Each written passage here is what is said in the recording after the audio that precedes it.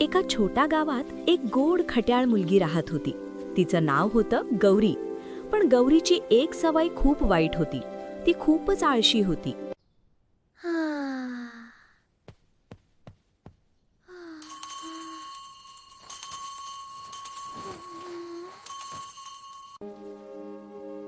उठकम बाळ, किती झोपशील? सकाळ झाली.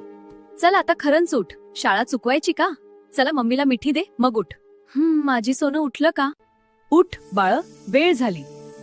अरे बा, काय झालं? वा, जादूची पोर्टल असे. आई, ते काय आहे?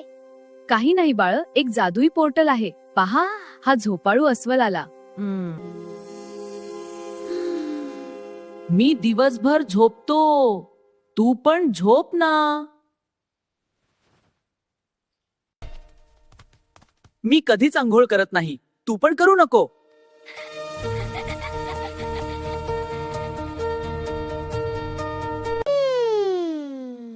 काम कशाला करायचं, फक्त खेळ आणि झोप. होय, मस्त झोप. वा, किती मजा.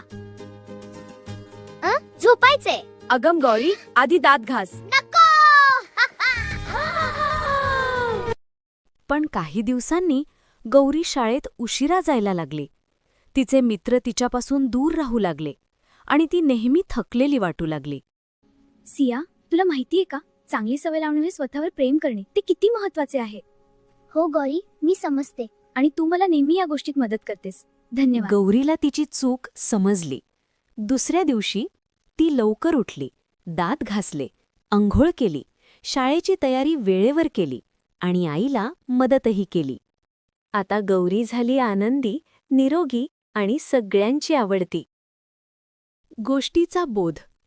चांगल्या सवयी आपल्याला आनंदी आणि यशस्वी बनवतात.